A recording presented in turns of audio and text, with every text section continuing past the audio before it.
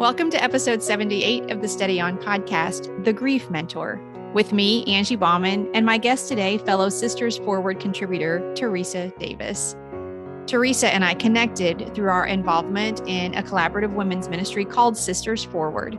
Our mutual ministry friend, Cassia Elder, who has been a guest on the show several times, is the founder of the group. And when I learned a little bit about Teresa's story and her motivation to share how God has comforted her through a time of deep grief, I asked if she would be willing to talk with me about dealing with grief, especially as we enter the holiday season.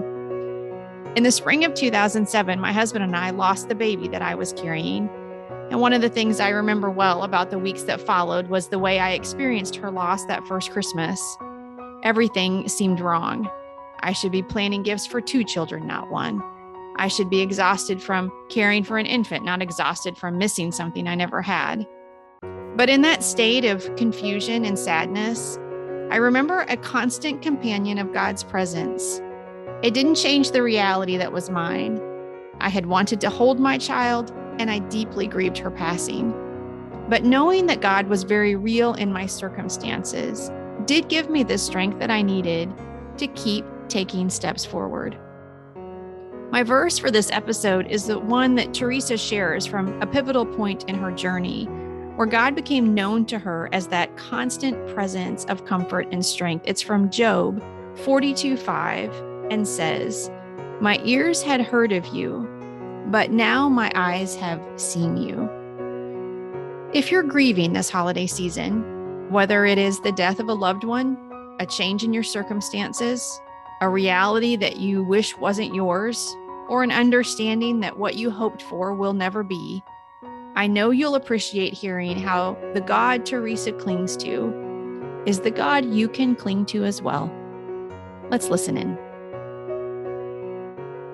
Hello, Steady On community, and welcome to this Stronger Together conversation. I'm Angie Bauman, and with me today is Teresa Davis. Teresa, welcome to the Steady On community.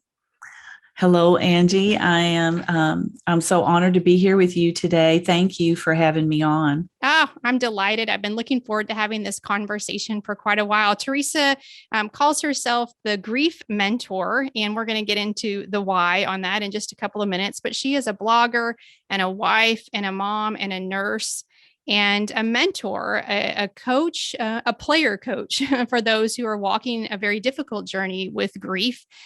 She has personal experience with that. And I want to invite you, Teresa, as we get started, will you share just a little bit about your journey with grief and how God has led you to be someone to offer encouragement and hope to others who may be experiencing grief? Well, I have 2 children, and our firstborn, Andrew, was killed in a plane crash in 2018, November 30th. And just to kind of give your readers an idea of how that day went, I woke up, it was a beautiful fall morning on a Friday morning. It was the Friday after Thanksgiving that year. And it had been a really special time because our son and daughter-in-law moved here from Dayton, Ohio for a job. Andrew was a pilot. And so part of that is moving where the job is. And he was, on the path to become a UPS pilot. And this was just kind of a rung in that ladder, this job that he had taken. And it just happened to be that the job was close to home. So in February of 2018, they had moved home with their 2 small children. So this is the first time we'd had Thanksgiving together without somebody having to travel to be there. So I was feeling pretty pumped. I was really excited about being able to do life with everybody here, living closely, because our daughter lived just a little bit close to those grandbabies didn't hurt either, I would bet. Oh, absolutely. Seeing them, we were always very intentional about making those trips and seeing each other once a month, but doing everyday life together is much different. Yeah. But I was doing some cleaning. We'd had some painting done, and I got a call from my daughter-in-law, and she had gone to Chicago that week, the week after Thanksgiving, to celebrate her nephew's birthday. And Andrew had stayed behind because of work. And she called me and she said, "Teresa, Andrew's plane didn't make it to Chicago." And, I said, I had to repeat it. I said, what do you mean didn't make it to Chicago? And she said, Andrew's coworker, Mike, called and said, call Andrew's parents. And that was, I prayed with her and I said, Erica, I'm headed to the airport. I'll let you know when I know something. So to me, it never entered my mind that Andrew was already gone. I had no clue. But this was 1:30 in the afternoon, and his plane, he took off about 11:30, and the plane went down 4 minutes after takeoff. So he had been dead for several hours, which was a piece of the trauma that I really had to struggle with. But I left here. I went to the airport. I tried to trace his steps, because if I could prove that he didn't fly out that morning, then this couldn't be him. It was all over the news, and the plane crashed in a remote kind of very wooded area in a small town, Memphis, Indiana, where we live. And I made it to the airport. I talked to several people. I called the news station that reported the accident, and I asked for the address of the crash, and I put it in my GPS and I headed out that way. But right before I got in the car at the airport, I had got a text on my phone that said there was no survivors. I pulled off the side of the road and I called every ER within this vicinity to see if there had been anybody transported. The answer all came back no. So I was determined to get to that crash site, and it was about 30 minutes from where I was. And about halfway there, I got a call from the state police. My husband was at home. He was recovering from a surgery, a shoulder surgery. So he was here, and the state police had called him, and he told them that I was on my way there, and they called to stop me. And I hung up on him. Mm-hmm. It's like, you're not going to tell me my son is dead. I'm an old ER nurse. You tell me my son is dead, but I'm not going to see proof.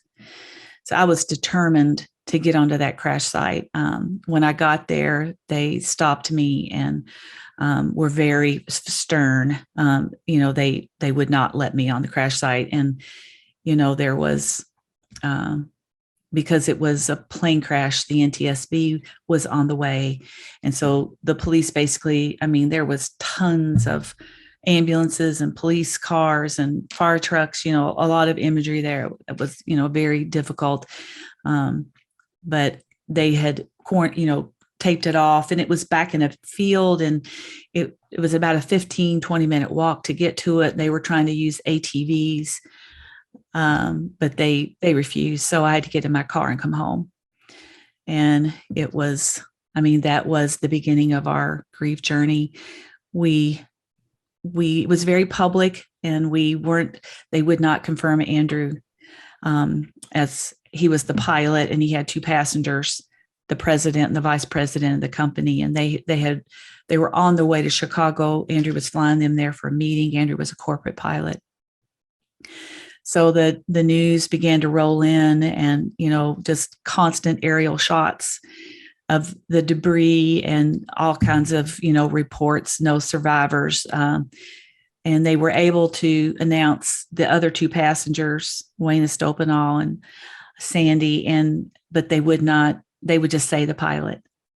And nobody was communicating with us. It was really 3 days of just nothing but hell. It just kind of turned into, like one day, it was just like one big, long, huge day, because nobody was communicating. All I could think about is that Andrew was in a field somewhere trying to survive, and nobody was getting to him. And it began to rain that night. And it was just, I can't even describe it as a mother. It's probably it is definitely the most wretched pain I've ever experienced in my life.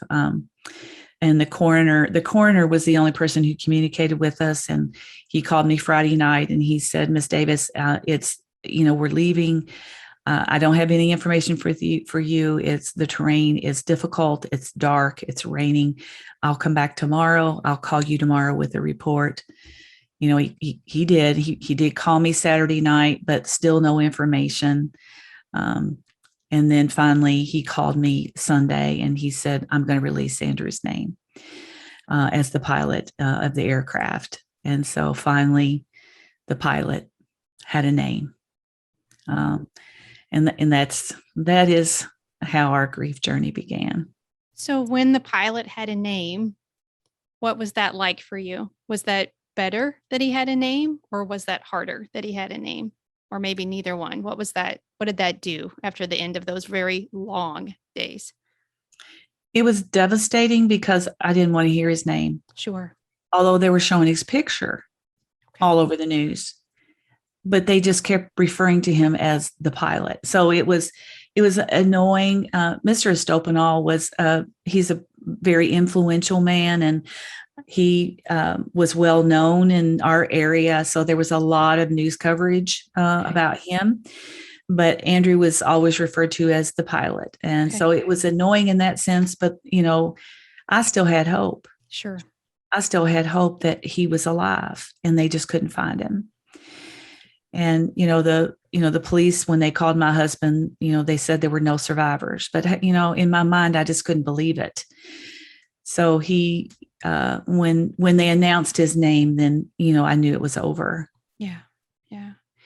I want to ask a follow-up question to that, because I know those listening that have experienced any similar kind of trauma can visualize that scene that you're describing. Probably if we haven't experienced trauma, we can visualize that kind of scene. And I'll just share with you, I share pieces of this story on this podcast and through the ministry from time to time. In 2010, our family was involved in a head-on collision.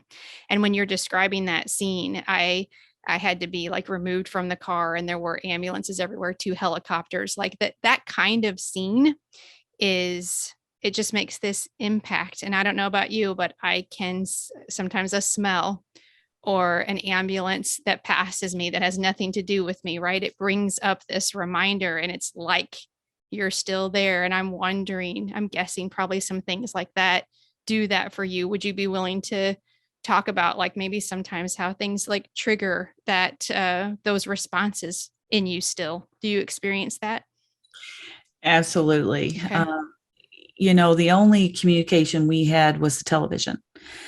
So there were constant aerial shots. I've had significant therapy. Yes. Counseling. I've had EMDR therapy, several other techniques to help me manage it, because much about, when you have a traumatic sudden death like that, grief is devastating. But when you have that on top of it, it adds a whole nother layer of issues that are not easily overcome. Yes. So, in response to your question, when you're in church, when we're in church and, we're doing praise and worship, they'll have the words up on the big screen. And often there's aerial shots behind it. I've learned how to handle my triggers. And that's been a huge help to me, but they're definitely there. In the beginning, I couldn't, if an ambulance was coming down the road, I'd have to pull off the side of the road. Yeah.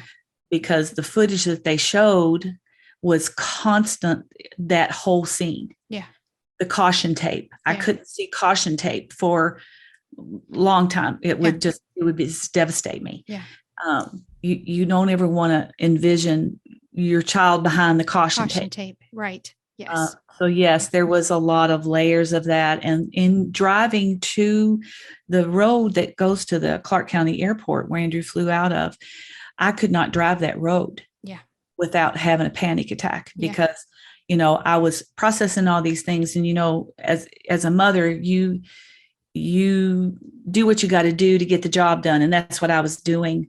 But when I pulled off the road to get myself together and to call the ERs, that spot where I pulled off, I couldn't be anywhere near that spot for a long time. Yeah. Yeah. And I asked that. Thank you for sharing that so honestly, because if for those listening, if you've been through something traumatic and you have those kind of triggers, that's a real thing. Like your brain does something. It actually tries to protect you, but that takes, I think I too have been through therapy, and I think it takes some intentionality. I know it does. And sometimes some help to say we can recognize what's doing that and we can speak to it, but it is real. And it's probably for most of us not going to go away on its own, right? Like it has to be spoken to. I think we have to train our brains even how to say, okay, this is not really happening again, but it feels like it's happening again. And how do I deal with that? Knowing, even in a place like, I think it's so beautiful for you to say that about church, even in a place where what you want to do is relax and surrender to the presence of God and praise him and join in congregation. And yet there's something so personally painful that it can block that. Yes. And I think, and one of the things that has been extremely helpful to me is that, when you're new into grief or you're new in a traumatic situation, you don't know your triggers yet. Yeah. Good point. What you do when you have a trigger initially is react. Yes. Because you're going through it again. So when you're able to learn your triggers, then you develop a plan of how to work through that. For me, that was significant to be able, because most of the time when you have a trigger, you're not sitting around. It's like, oh, let's have a trigger. It's very surprising. Yeah. Mm-hmm. Yes. And it just drops in on you and you're like paralyzed. Yes. So or it can feel like you're failing. Like I was doing good yesterday. Why am I doing so bad today or something, right? It can feel like you're not making progress when you thought that you were, and that can feel very defeating, which is, I think, one of the things that people experience with grief is that it feels very heavy and defeating. And it is a lot of backward forward. It definitely is. You don't move through those stages of grief just, in a linear fashion. Cleanly. Right. Mm-hmm. Yes. Yeah. Right. With any situation where, you're going through the grieving process, not just death, it's that constant back and forth for sure. Yeah. When this episode goes live, we're going to be right up on the holiday season. And especially since your son passed in November, you've been through several Thanksgiving and Christmas seasons since your son's death. And I'm wondering, would you speak to that just a little bit? Because those who are grieving and these holidays are coming, I think that can feel like everyone is happy but me, or I can't do it, or I can't do the things that I want to do for the other people in my life, or I don't want to put words in your mouth, but I can just imagine that there's like a uniqueness around the holidays to the grief. Would you talk about that for a minute? Initially, Andrew's accident was on November 30th. So we had just finished Thanksgiving, and, Andrew loved food. And I had this beautiful picture where he had carved the turkey and the ham in this platter. And I said, I'm never going to fix a turkey again, ever, because he was so much a part of that. And it was always such a joyous event. That's Christmas. So we were within 30 days of Christmas. So yeah. We were so thankful. And I would just give a word of encouragement, because your world stops, but everybody else's world doesn't. Yes. And then you have to, if you have the TV on, or if you're anywhere around the holidays, it's through the eyes of grief, everything changes. And so you're not happy and excited. And Christmas was Andrew's holiday. I mean, he was 32 years old. He was like a kid at Christmas. It brought him so much joy. So that very first Christmas was such a blessing to us. Erica's parents, so her parents lived in Chicago, and of course they lived here. Well, that first Christmas, I had already bought all of our Christmas presents because we were going to celebrate a little earlier, not on Christmas Day with everybody. So I wanted to just go put it all in the trash. Sure. It was just, you want to do something to stop it from coming. It's almost insulting, I would think, that everyone else is, it seems like everyone else is happy and has what you don't have. Is that fair to say? It is fair to say. And I guess you're looking at what appears to be right. Everybody having the perfect time. Yeah. But the sensation that I have, or the feeling that I had, is that I wanted to stop it from coming. I didn't want to deal with it. I couldn't handle it. I mean, that was only a month in for us. So the thought of all of it was extremely overwhelming. My Christmas tree was already up, or I wouldn't have even put it up. But Erica's parents did the most generous, thoughtful thing. And Andrew was the type of person, he loved people. So you could be in a room full of people, and he could sit down and have a conversation with you, and you would feel like you were the only one in the room. And he had this idea. He always wanted all of us to be together for the holidays. Like he wanted us to celebrate with the Arroyos, and he wanted our daughter and her husband. And he wanted just one big happy family. He just wanted that so much. And so what the Arroyos did, they rented a house, and all of them, all of us, our daughter, her husband, it was like 25 people. We spent 3 days together in that house. And it was extremely difficult, a lot of tears. But, we did things. We had a lot of children there. So we did presents. We cooked. We ate. Andrew's presents were there. We had his picture there. We had candles. He was a part of everything. We played games. He loved games. So we honored him in doing something that we knew he would have loved. Yeah. And honestly, I don't think there would have been Christmas had it not happened that way, because none of us was capable, in our situation. We had not just he and his dad, me and his dad was grieving. He had our daughter-in-law lost the love of her life. We had 2 children who were grieving the loss of their father. Our daughter was grieving the loss of her only sibling. So it wasn't like we could just sit around and focus on our own grief. There was lots of needs, and to think about trying to do a Christmas, it probably would not have happened had the Arroyos done that. But was it hard for you to accept that kind of help, or were you too numb to? I'm just curious, because I that's such a big thing, I think, for them to do, and for you all to do together. There's a lot of trust and vulnerability in that. Was that hard for you at all? It wasn't hard. What hard after you lose a child is breathing. Yeah. Good point. Yeah. Getting out of the bed. I didn't sleep for like a year. And hard is knowing that if you're able to go to sleep, when your eyes open, it'll be true again. It'll be true all over again. Yeah. That's what's hard. And I know everybody has a different way of handling their grief. And, I speak to this quite a bit. Isolation is what you want to do. Okay.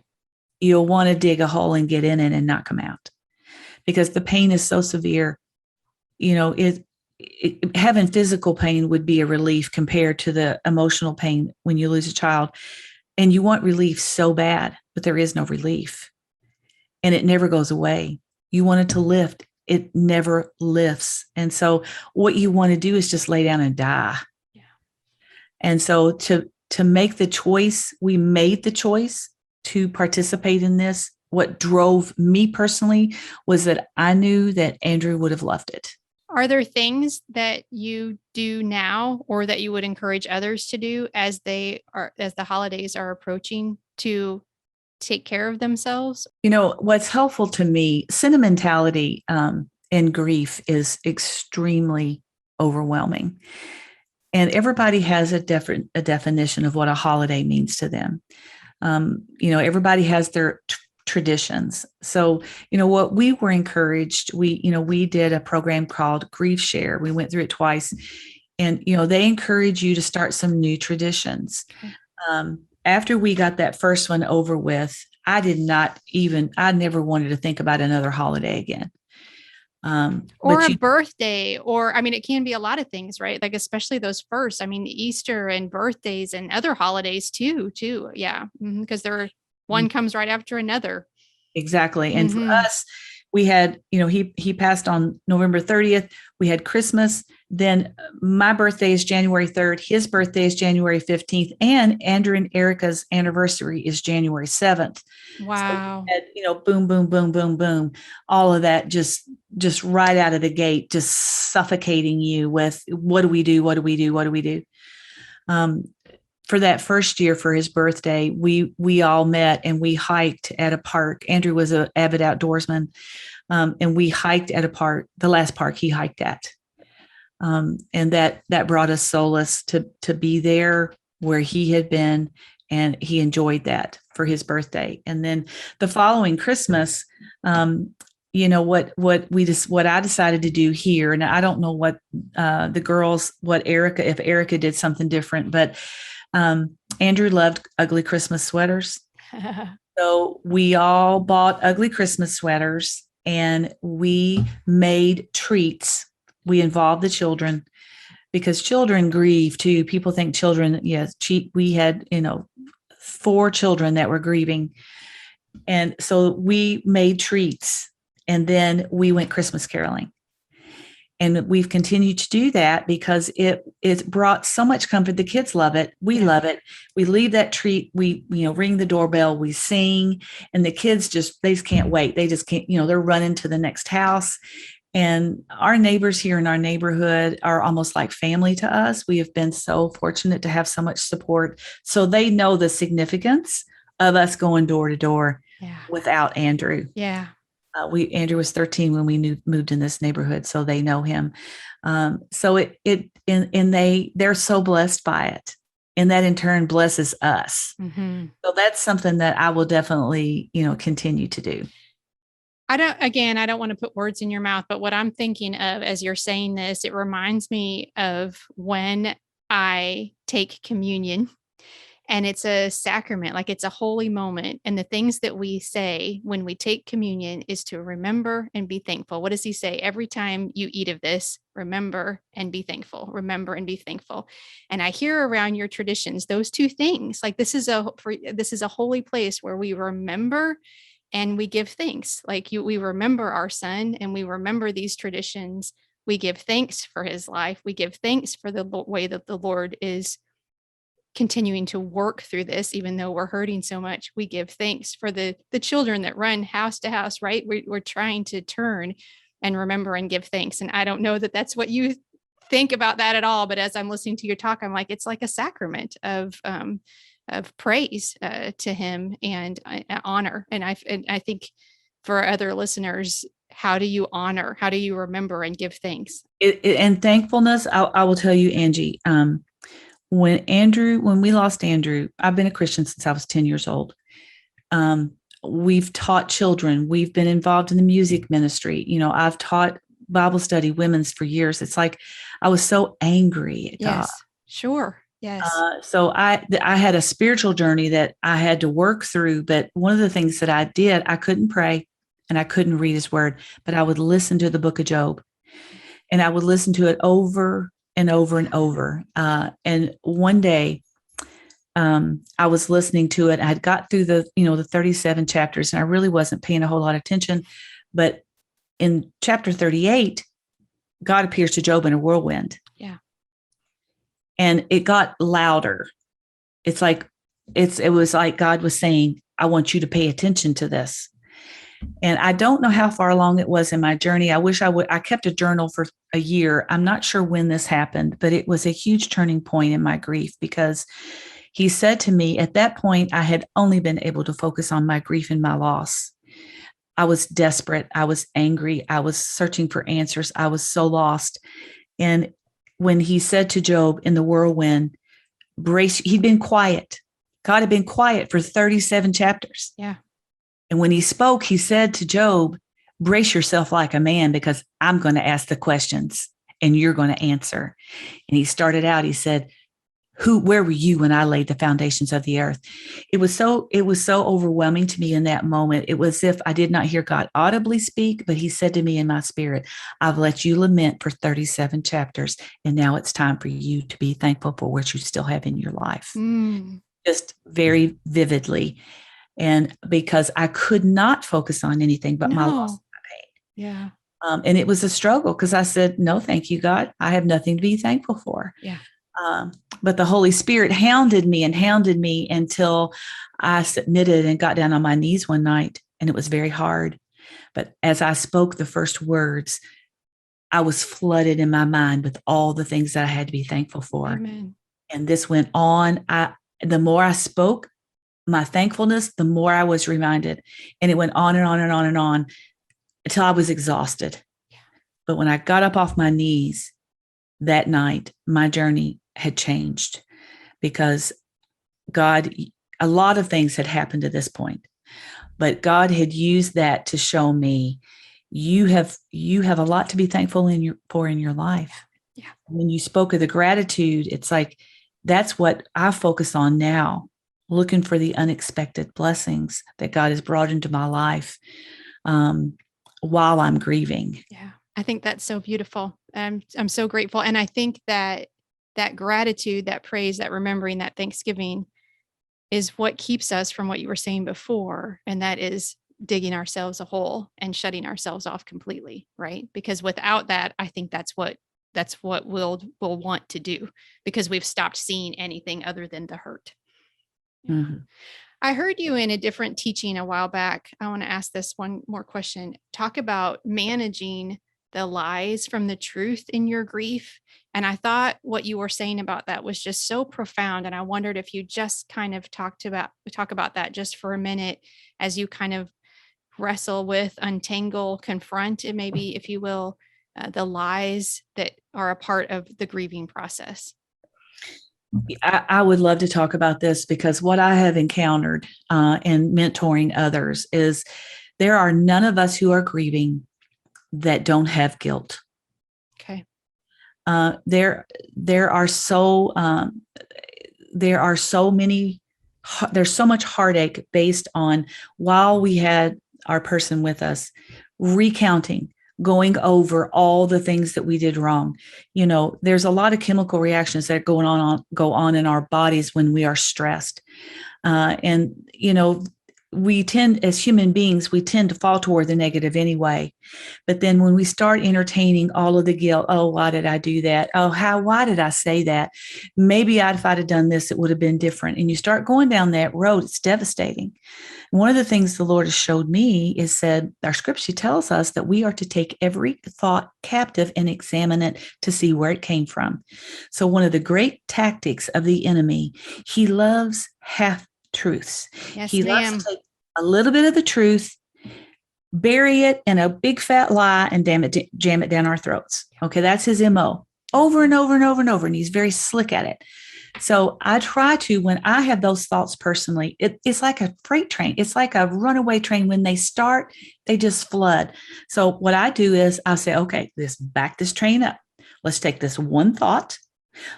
And this is a constant conversation that I have with Jesus.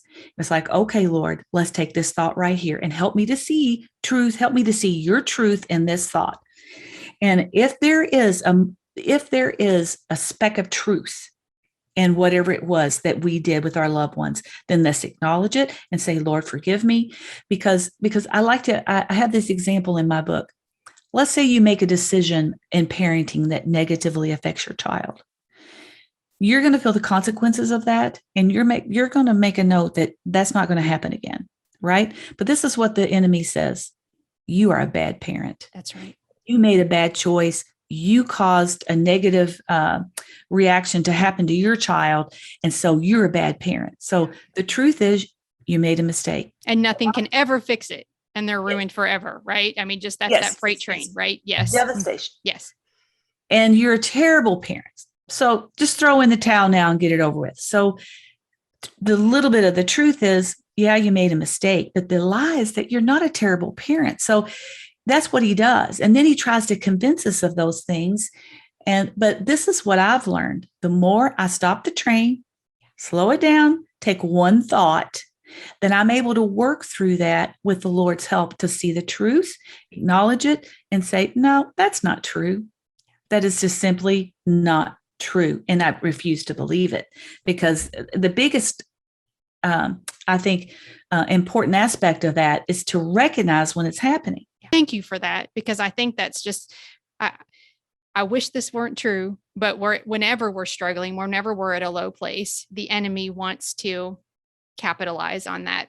And so if he can pull us away from the Lord in our time of suffering by lying to us, telling us it was our fault, telling us what we did wrong, whatever, all of those things, those half-truths that you're talking about, again, we will dig ourselves into that hole more than reaching up for the one who can help us through it. Yeah.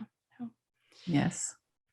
This has been so fantastic. I want you to tell the listeners, if you will, about your devotional book. It's a devotion, right? Will you talk to us just for a second about that? What's it called and where they can find it?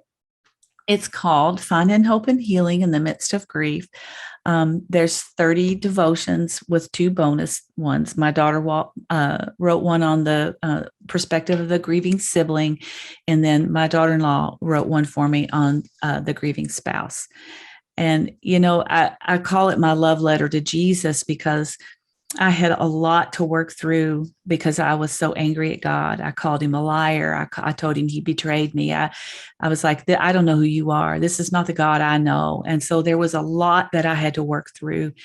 And Hebrews 6:19 says this hope that we have is strong and trustworthy and an anchor for our souls. It allows us to move past the curtain into God's inner sanctuary. And that's what he did for me when I submitted and I was willing to seek answers from him. He pulled me in that inner sanctuary. And what is written in that book is what I learned when he was holding me close and he had a barrier built around me to protect me in my grief. Even in my questioning, he held me close and he wanted to teach me from his word. And so it's crazy because when I wrote the book, it's so personal to me because there's excerpts from my journal and my deepest, my most private thoughts. And I guess I never expected anybody to actually read it. It's like when God told me to write it down early in my journey, I thought he wanted me to write a book about the whole picture. He even gave me chapters. He was like, I was writing as fast as I could. I'm like, Lord, you have got to slow down. I still have all of that. But what he honed in on was, no, I want you to write your spiritual journey. And so that's what this devotion is. It's my spiritual journey, how he helped me move past hating him for what I was determined to blame him for taking my son. Yeah. All I could see was a plane falling out of the sky and the backside of God walking away. Right. And so he had to use his word to teach me the compassion that he had for Andrew in his death. And he wasn't alone. Yeah.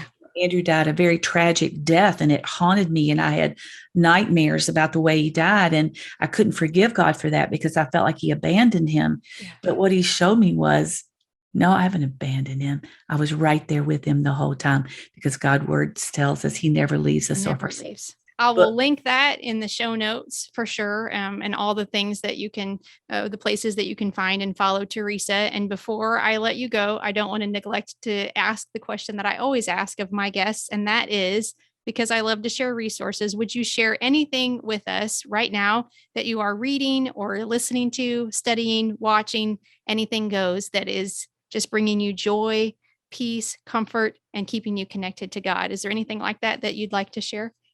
I have so many in the back of my book. I list all the books that I've read that have been such a help to me. But recently, I've finished 2 books, The Chatterbox by Stephen Furtick, which is excellent.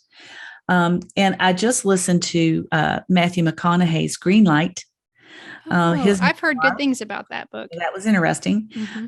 And right now, like I said, I've always got a couple things going at a time. So right now I'm reading 2. One is The Bait of Satan by John Bevere. Excellent. And then a book that Bishop T.D. Jakes just released called Crushing. And it is about how God uses our crushing to mold us into his purposes so that we can soar. So I'm loving it. I can't wait to get all the way through it. It's excellent. And I do have another book that it's sitting right on my shelf. I keep thinking I hope it's a quick read, but Killing Jesus, because I love history. And that book is written from the historical aspect of the data at the time of Christ when he was crucified. So I'm really looking forward to getting into that. You are like so many authors where you have multiple things going at the same time. So. Yes. I am so grateful for your willingness to spend a little time with me and the Steady On community and sharing your story and helping some of us navigate this upcoming holiday season.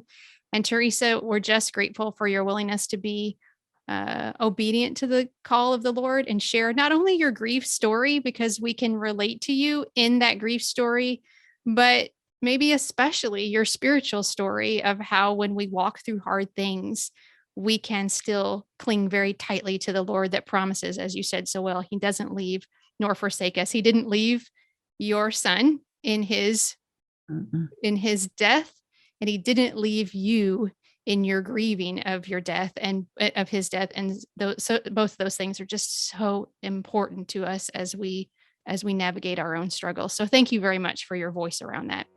Thank you. I appreciate the opportunity. I cannot wait to help somebody see hope that they're going to survive. You already are. You already are. Thank you so much. Until next time. Thank you, Teresa, for allowing us to see both your broken heart and the way you walk in victory. Thank you for the reminder that God will right all wrongs, and there is a day for all of us that will be free from tears and grief and suffering. Job 42:5 again says this from the Message paraphrase. I admit I once lived by rumors of you. Now I have it all firsthand from my own eyes and ears. Next week, Dorina Lazo Gilmore Young will be my guest, and we're going to tackle a topic that we visit with some frequency on this show, rest. Dorina is going to talk to us about how we can make rest our superpower, especially during these busy weeks leading up to Christmas. If you'd like to support the ministry of Steady On, there are 3 things you can do, and they're all free. First, you can subscribe to the podcast. That helps a ton. Second, you can rate and review this podcast because that helps other people find us. And lastly, you can subscribe to my weekly newsletter by visiting the website livesteadyon.com and clicking the orange newsletter button at the top. And the link for that is also in today's show notes. I always welcome comments and feedback. Please feel free to reach out to me anytime by emailing steadyonpodcast@gmail.com. Thank you so much for listening. I pray wherever your day takes you, you are walking in the confident knowledge that you are a beloved, cherished child of God. Peace.